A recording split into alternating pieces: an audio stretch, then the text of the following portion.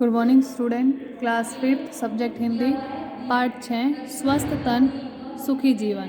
पिछली क्लास में हमने पढ़ा था कि दादाजी जो है चौक के मुड्डे पर बैठे थे। फिर दो किराएदार अन्नू और खुशी जो है वो आते हैं तो उनके हाथ पैर गंदे होते हैं। तो वो कहते हैं दादाजी कि गंदगी जो है बुरी बात है, अच्छी बात है साफ़ सफाई, क्योंकि गंदगी से क्या होती है, बीमारियाँ आती है। और साफ़ सफाई रखने से क्या होता है कि हमारी तबीयत भी स्वस्थ रहती है, साफ़ वातावरण भी साफ़ सुथरा रहता है, हम भी तंदुरुस्त रहते हैं, हमारे पास कोई भी बीमारी नहीं फटकती है। ठीक है, अब आगे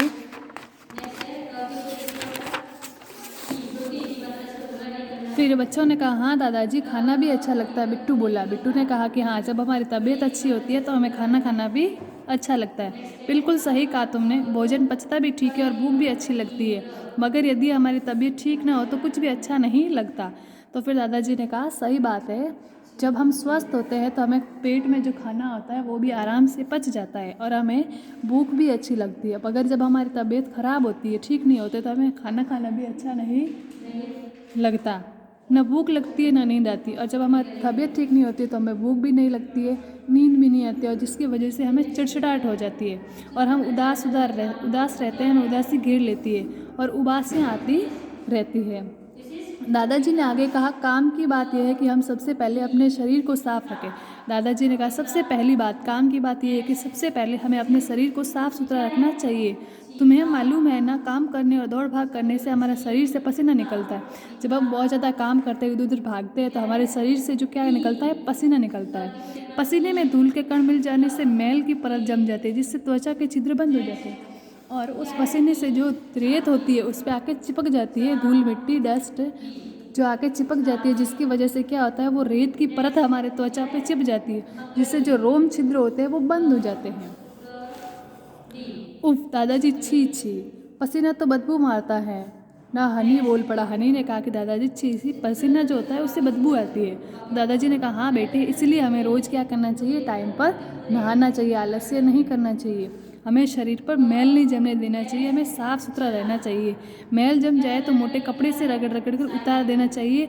और हाँ, सुबह उठने और शाम को सोने से पहले अपने दांत साफ करने चाहिए। हफ्ते में 2 बार नाखून काटे, शौच के बाद साबुन से हाथ जरूर धोए।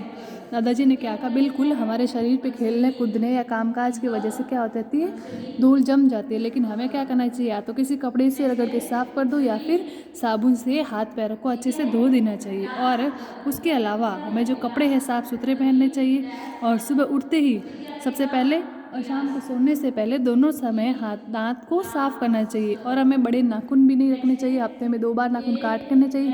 शौच के बाद हमें क्या करना चाहिए, साबुन से अच्छी तरह से हाथों को धोना चाहिए, जिससे कि गंदगी नहीं फैले। जी दादाजी, सभी बच्चे एक साथ बोले। दादाजी आगे बोले शरीर के साथ साथ हमें कपड़े भी साफ पहनने चाहिए। उन्होंने कहा कि हमें शरीर की सफाई रखनी चाहिए, ये सही है, लेकिन हमें कपड़े भी उसके साथ साफ सुथरे पहनने चाहिए। गंदे कपड़ों में कीटाणु हो सकते हैं, जहाँ तक वो हमें कभी भी बिना धुले कपड़े नहीं पहनने चाहिए। अब आगे हमें घर भी साफ़ सुथरा रखना चाहिए, हमें शरीर अपने कपड़े उसके साथ साथ घर भी साफ़ सुथरा रखना चाहिए। सुषमा आकर बोली तो दादाजी ने कहा हाँ बहू। तो सुषमा आकर बोली तो दादाजी ने कहा जी बहू बोलो, इस बात पर तो तुमने अच्छी तरह अमल कर रखा है, सुबह उठते ही झाड़ू लगाकर तुम फर्श और दीवारों पर धूल नहीं जमने देती हो।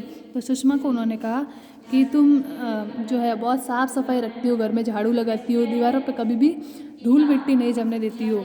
बच्चों को पता होना चाहिए कि गंदगी से कीटाणुओं के फैलने का डर रहता है, और इस बात का बच्चों को पता होना चाहिए कि अगर गंदगी होती है तो कीटाणु फैलते हैं, कीटाणु हमारे शरीर में जाते हैं तो हम बीमार हो जाते हैं। सफाई नहीं होने पर नालियों में कीचड़ जम जाता है और वहाँ भी कीटाणु पल जाते हैं। आपने अपने घर के आसपास देखा होगा कि बहुत सी जो नालियाँ होती है वो कीचड़ से भरी पड़ी रहती है, तो उसके आसपास जो है मच्छर पैदा होते हैं। उन्हीं मच्छर जब भी हमें काटते हैं तो हमें डेंगू मलेरिया जैसी बीमारी होती है। तो हमें ध्यान रखना चाहिए कि हमारे आसपास जो घर है वो नालियाँ हैं, नालियों में कभी भी कीचड़ जमा नहीं हो। दादाजी ने यह भी कहा खुली धूप और ताज़ी शुद्ध हवा स्वास्थ्य के लिए जरूरी है। उन्होंने कहा हमें खुली हवा में और धूप भी लेनी चाहिए, जिससे हमारा स्वास्थ्य ठीक रहे। धूप से हमें विटामिन डी मिलता है जो शरीर के लिए बहुत ज़रूरी है। हम जो पानी पीते हैं वह शुद्ध हो, और जो हम पानी पीते हैं वो भी साफ़ सुथरा और छाना हुआ होना चाहिए।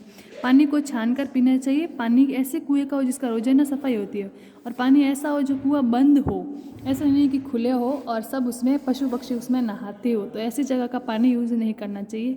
तोशी बोली, हमें गुरुजी ने बताया था कि गंदा पानी पीने से हम बीमार पड़ जाते हैं।